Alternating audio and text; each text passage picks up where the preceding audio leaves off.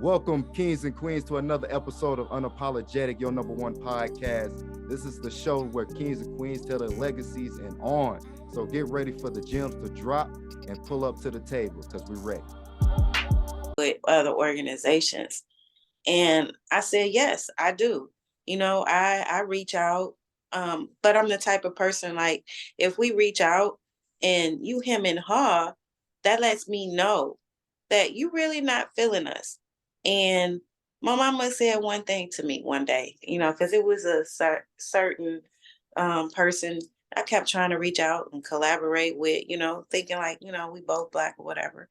Right. So I reached out and the vibe was like really unwelcoming. Okay. You had to laugh for a moment. Yeah. So I took that and I was like, okay, you know what? Don't worry about it. And so I had reached out again. I'm like, Yeah. maybe I just understood wrong. Maybe I was off. So I reached out again. The vibe was like totally off. So I'm like, you know what? I reached out to my mom. She was like, why are you worried about, doing things with them? She was like, are you a follower or are you a leader? Mm. So pretty much And she showed you that you was doing the same thing that everybody else was doing, following the bandwagon. right. And so when she said Yeah. it to me that way, I'm like, I'm a leader. She was like, okay, then lead. Dang. Can't get no straightforward today. Oh, my mother is very straightforward. Like Yeah. very, You very ain't finna waste no straightforward. time. And when she said that, it was like, okay, like, Right. let me get out here and do what I do. Don't worry about nothing. And once I started not worrying about what people thought, what people were saying, and just putting my thoughts together, people started reaching out, slowly. Like, hey, we really like what you're doing. We've been watching you, this and that, this and that. And that started changing my mindset. Like, wow, people are really believing in me.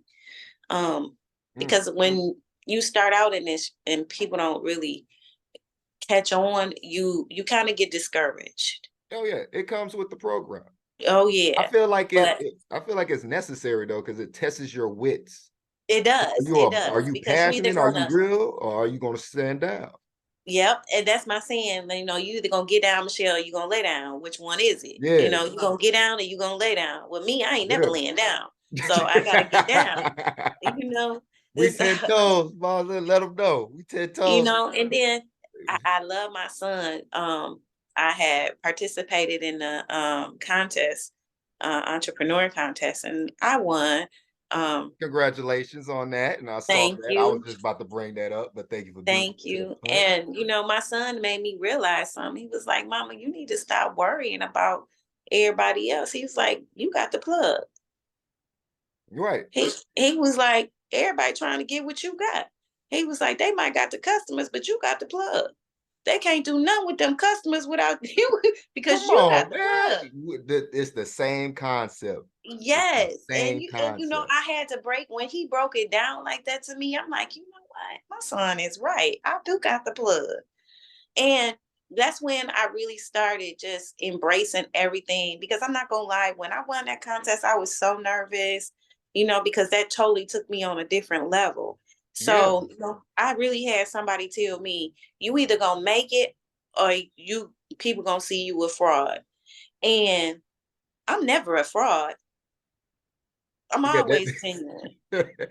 So Yeah. I'm not gonna lie, when they said that to me, I kind of felt bad, because I felt like, dang, How's you're that? supposed to believe in me, and for you to say something like that, that kind of hurt. Basically, you told me I should have took the money and run. And that way, I'm still in the same boat that I've been in. No, I'm gonna take that money and I'm gonna sit up here and learn everything I can from these people to help build my company to where I want it to be. Mm. And if it's not my people that's helping me, then I'm sorry. It is You what it know, is. Yeah. it is what it is. Because right now, my vision and my mission is not about me, it's about these youth. And the only thing I can do is stay focused on the mission. And that's what keeps me going. That's beautiful, Mom. That's poetry right there. That's poetry right there. But shoot. Oh, I want to tap into last year you was at the festival and it was so many kids, man. I think from just my hand, I counted 100 and it just kept coming. So I lost. I just gave up after the 100.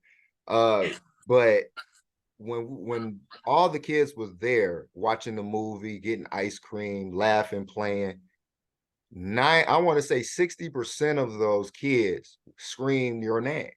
And that was, man, I stopped for a moment. I'm like, dang, like how in the hell y'all know? All y'all, like I understand like a nice group of y'all, but it's almost 200 to 300 kids out here. Well, it's like just like you one of my kids, you have kids. And it is, I can honestly say my kids are well-rounded, so they have a lot of people around them, and I make it my business to know who my kids be around. And I just, from Quan being in the football, I still got my babies from that team, and Michelle being who she is, she's a very outgoing person. So you just create. Then I used to babysit kids, from work, because that was one thing that's really how I started out, like babysitting. You had young girls who needed a babysitter, and it was affecting them how they worked. And, some of them was about to lose their job. So I'm like, you know what? Right. When I'm not working, I'll watch your kid for you. Just pay me as you can. And I started doing that. So I started getting more kids from that way. And then when I stayed on 7th Street, back in the day, it was like I met a lot of kids from the streets that way, because 7th Street used to be popping back in the day. Oh my God. They was running, chasing cars, doing the most back then. And I was the only one out there telling them, like, look, this ain't how y'all do this. Y'all going asking to go to jail. So I created a safe haven over there for them.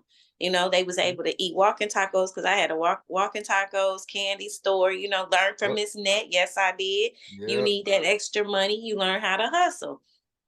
So I did that over there, and that created a bond with me and those young men over there.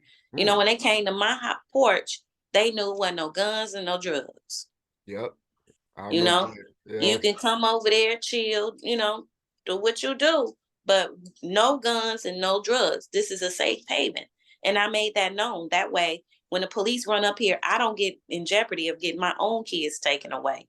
So when they come up here, they know this is a safe zone. They just chilling. And it went real good for a long time. That's when Miss Realestein was mayor back then. And she came to me one day. She was like, I want to mentor you. And back then, I'm like, into all that, I'm just out here, trying to play mama to some kids, because I got boys. And so I think back on that now, like, dang, Miss Realestein saw something in me way back then, and I never knew it. But you wasn't ready yet, though. Yeah, I wasn't ready. It wasn't my time. I tell people, like certain things, I know when it's my time and when it's not. I'm very big on auras, and to me, they never fail me. When I don't listen, I always regret it. So when I feel like something is meant for me, I will feel it in my spirit. And when it's not meant for me, I learned to say, okay, that's not for me. And I learned to watch whoever it's meant for, because everything ain't meant for everybody. That's true. That's true. Some things is meant for other folks, and you're supposed to watch them and congratulate them, like, but okay. That does it. I feel like we need to, in our community, man, we have to start calling out the BS in order for us to heal. I'm just being, look, well, calling out the BS gets you blackballed a lot around here. I know, I understand that, but it makes it hard. I'm not gonna lie. Everybody know I'm gonna speak out. I'm gonna stand for what's right. I don't care who get mad. It is what it is. It's freedom of speech. I have a right. And my mama told me once I became a progressive person, a progressive Democrat, that made me a target for other people to come at me. That's why that's why I said what I said, because of your political position that you're going towards. Mm-hmm. It's that alone, from my learning and me interviewing so many public figures, that's a dangerous world, man. It is. That's It more really dangerous is, than I because expected. Like, that's crazy. the political world, and I'll tell anybody this, the political world is worse than the streets. It Because in the is. streets, you at least know who your enemies are. In the political world, you don't know who your enemies are until you get to where you're trying to go. That's So like you literally have to play chess when it comes down to the political world. And everybody say city council is not political. That's a lie. Yes, it is. That's where it's city council, school boards, that's where it starts. Like, you have to get into politics because you have to know what's going on with your city, what's offered to your community. and that's real. Especially And as and an the only way entrepreneur. you know that is by dealing with those other political people of the state. So therefore, yes, city council is political. So anybody sitting up here saying, oh, it's not political, that's a lie. And if you really Big think about face. it, everything we do in life is political. It's about politics. I Yep, don't care the true. car you drive, it's about politics. Because if that company is not marketing right, that them stocks gonna go down. Preach to him, huh? Sure. You know what I'm saying? So it's like everything is Oh, politics. sure. You're right. You're right. And it's crazy how, because we talk to people and we see how a lot of times um you ask them, like, come on and join the organization. Just volunteer. You may Hmm. like it. And they be like, they say yes, but then it's almost like they think about their image of who they Yes. are within the community, whoever they're affiliated with, and they're like, nah, I'm good, man. It's like, so who are you? Because you're not you. And It's that's what like divides us, conflicted people with, not knowing who they are. You know, when you don't know who you are, you always gonna be trying to figure out which set to which set to join in. Well, I want to be with this crowd because this crowd is doing this and they're getting a name out there. Well, I want to be this crowd because this crowd actually doing some work. Well, I don't really want my name out there, but I like what they're doing, so I'm gonna sit with this crowd. So it's like too many crowds, but you find everybody wanting to be in the in crowd, what's trending. Like if you popular around here right now, and it's crazy because everybody has their popularity seasons. If you yeah, notice, yeah, yeah. It's high everybody don't school. be popular all the time. Yeah, Like, you might have somebody that was popping and going, for the first couple of years. But what people fail to realize is when people start investing in these people just because they popular, that trend fades out. Then these people start looking for other people that ain't really been popping out. And like, oh, I see what they doing. They actually doing some work. Let right. me go see what they Yeah, doing and exactly. get aboard because I think they might have something there.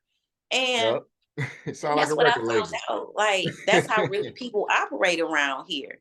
Like, wow. It's crazy how people operate, but I guess it's all in the game. As Miss Bessie say, it's all in the game. You just gotta learn how to you gotta learn politics.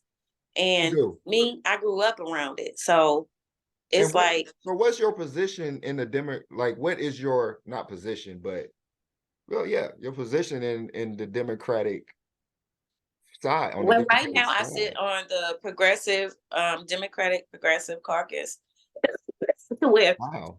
we actually we fight and stand up against what other Democrats won't do. We them people that get out and be like, okay, you know what?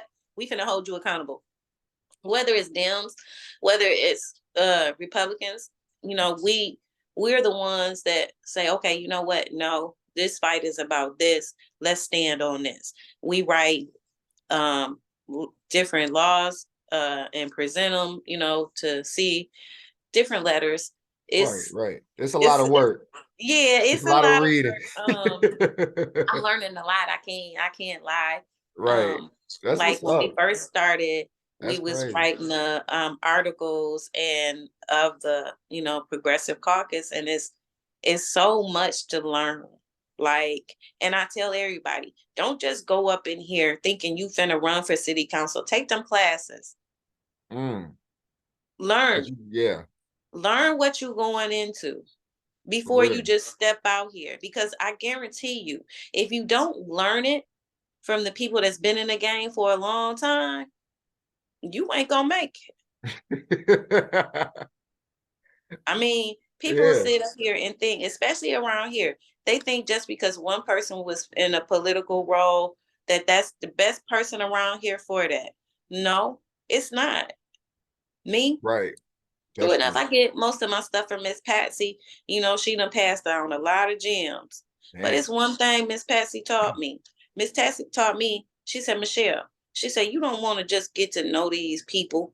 She said, you want to make a relationship with these people. That's so her. they calling you That's her.